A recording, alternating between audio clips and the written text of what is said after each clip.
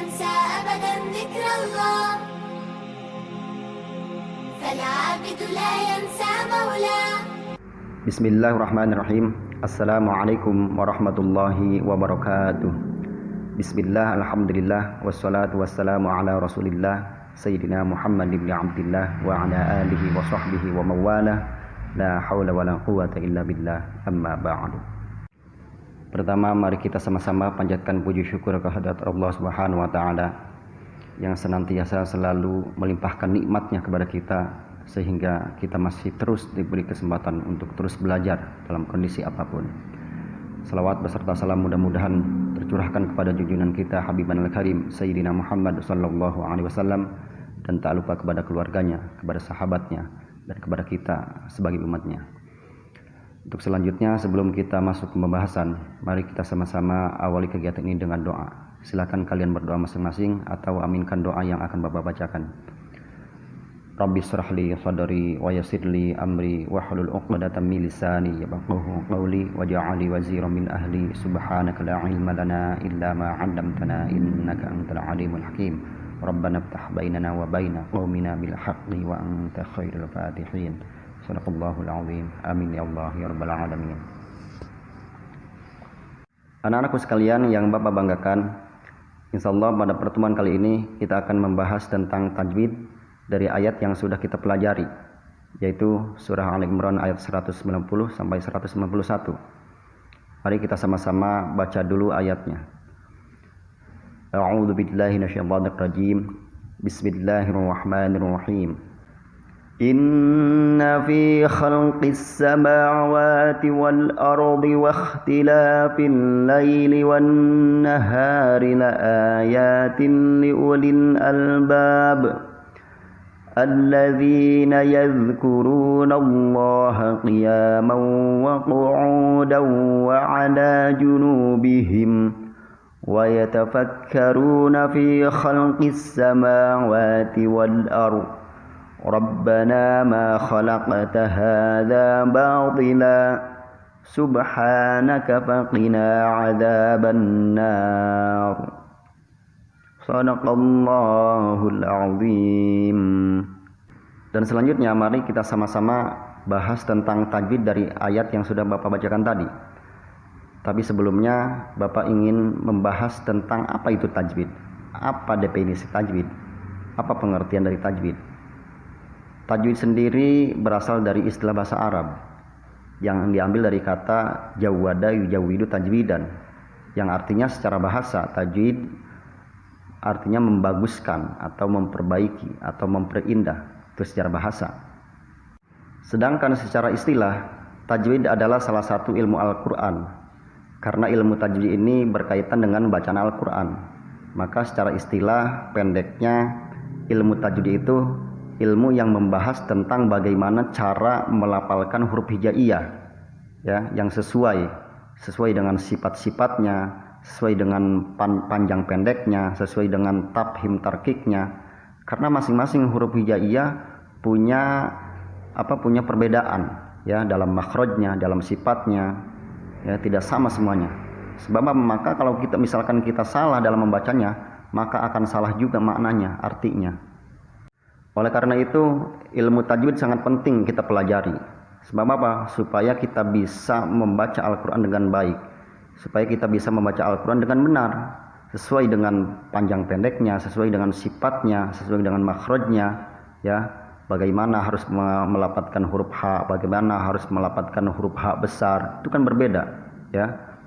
Dan sekarang kita langsung saja bahas tentang tajwid dari ayat yang sudah Bapak bacakan tadi.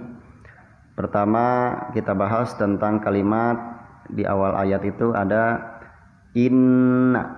Nah, kalimah inna ini di situ ada hukum gunnah, ya, dalam ilmu tajwid.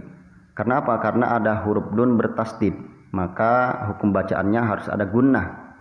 Apa itu gunnah? Gunnah itu kalau kata orang Sunda ngirung, ya. Maka dibacanya harus seperti ini, inna, ya. Nggak boleh dibaca inna langsung gitu aja, tapi harus inna.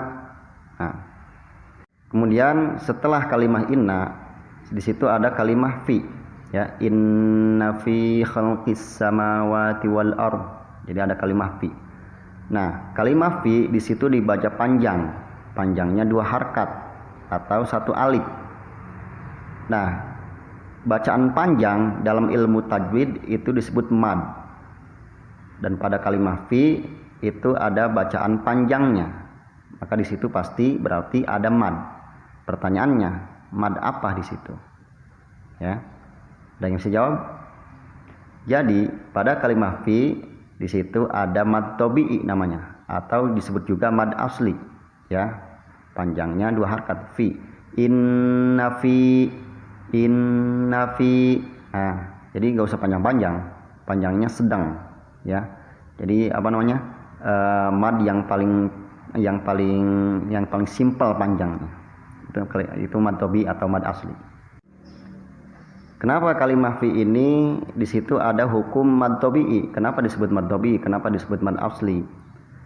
Karena di situ ada huruf ya mati jatuh setelah huruf yang berharkat kasrah, ya. Jadi pada huruf fa itu ada harkat kasrah dan kemudian ada huruf ya. Ya, ya itu salah satu tanda mad, ya. Salah satu tanda mad tabi'i atau mad asli. Sebagaimana kita ketahui, ya, sebagaimana yang sudah kita pelajari, tanda mad tabi'i atau tanda mad asli itu ada 3, ya, alif mati, ya mati, dan waw mati. Nah, pada posisi sekarang huruf fi atau kalimah fi itu di situ ada ya mati, ya, yang jatuh setelah huruf yang berharkat kasroh. Kemudian kalimat selanjutnya yang ada hukum tajwidnya yaitu pada kalimah as-samawati. Inna fi khalqis samawati. Ya. Pada kalimah as-samawat di situ ada hukum tajwid. Ya, ada apa di situ? Ada yang bisa jawab? Jadi, pada kalimah as-samawat di situ ada alif lam. Ya. Ada alif lam. Sebagaimana yang kita sudah pelajari, alif lam itu ada 2. Ada alif lam sebutnya alif lam qamariyah dan juga ada alif lam syamsiyah. Pada kalimah as-samawati di situ alif lam apa? Alif lam syamsiyah tentunya. Sebab apa? Sebab alif lam di situ bertemu dengan huruf sin, ya. Jadi apabila ada alif lam bertemu dengan huruf sin, maka alif lamnya disebutnya alif lam syamsiyah, ya. Cara bacanya diidghamkan, ya, dimasukkan. Artinya apa? Artinya lamnya tidak dibaca, ya, alif lamnya tidak dianggap. Ya, jadi dibacanya dimasukkan ke sin. Inna fi khalqis samawati. Khalqis samawati. Ya, tidak boleh dibaca inna fi khalqil samawati, salah. Tapi dimasukkan ke huruf sin. Makanya kemudian biasanya di situ ada tanda tasdid, ya. Supaya tahu bahwa bacanya itu dimasukkan ke huruf sin karena alif lam di situ alif lam syamsiyah. Kemudian masih pada kalimah as-samawat itu masih ada hukum tajwid, ya, masih ada 2 hukum tajwid. Yang keduanya ini sama, ya. Coba ada yang bisa jawab apa saja? Artinya berarti pada kalimah as-samawati itu ada 3 hukum tajwid. Yang pertama tadi sudah disebutkan, sudah dibahas, yaitu alif lam syamsiyah. Yang kemudian yang kedua apa? Yang kedua adalah mad, ya, madnya mad tabi'i pada kalimah sama ma, ya, ma pada huruf ma-nya. Di situ karena apa? Karena di situ ada alif mati jatuh setelah huruf yang berharkat fathah, ya, mad tabi'i. Sebagaimana yang sudah dijelaskan tadi di awal bahwa tanda mad tabi'i itu ada 3. Ya, salah satunya yaitu alif mati, ya. Dan kemudian masih pada kalimat as-samawat itu ada hukum tajwid yang ketiga, yaitu sama, yaitu hukum mad tabi'i, ya, pada huruf wa, ya, sama seperti yang tadi pada huruf ma. Tandanya sama, alif, yaitu alif mati jatuh setelah huruf yang berharkat fathah. Nah, itu tanda mad tabi'i atau mad asli, dibacanya 2 harkat atau 1 alif. Dan kemudian kalimat selanjutnya yang ada hukum tajwidnya yaitu kalimah wal arabi. Pada kalimah wal arabi di situ ada alif lam, ya, alif lam bertemu dengan hamzah. Maka alif lam di situ alif lam apa? Ada yang bisa jawab?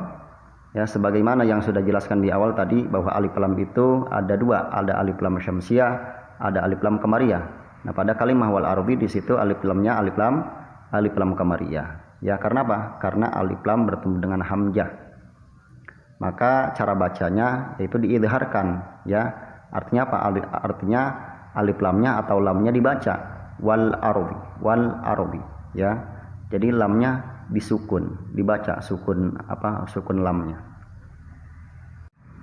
Dan kemudian masih pada kalimah wal ardi, di situ ada hukum tajdid kedua, yaitu yang tandanya ada ra mati jatuh setelah huruf yang berharakat fathah. Maka hukum tajdidnya yaitu tafkhim, dibaca tebal, ya. Ada tafkhim, ada tarqiq. Kalau tafkhim dibaca tebal, kalau tarqiq dibaca tipis. Nah, ini karena ada ra mati jatuh setelah huruf yang berharakat fathah, maka hukum bacanya atau hukum tajdidnya yaitu tafkhim, yaitu dibaca tebal. Jadi bacanya wal ard. Gak boleh dibaca tipis, wal ard. Salah kalau dibaca tipis, tapi harus dibaca tebal karena tafkhim. Mungkin untuk pembahasan tajwid kita cukupkan dulu sampai di sini. Insyaallah kita akan bahas lagi di lain kesempatan. Sebelum kita beranjak dari kegiatan ini, mari kita sama-sama baca doa kafaratul majlis. Subhanakallahumma wa bihamdika asyhadu an la ilaha illa anta astaghfiruka wa atubu ilaik. Akhirul kalam, wassalamualaikum warahmatullahi wabarakatuh.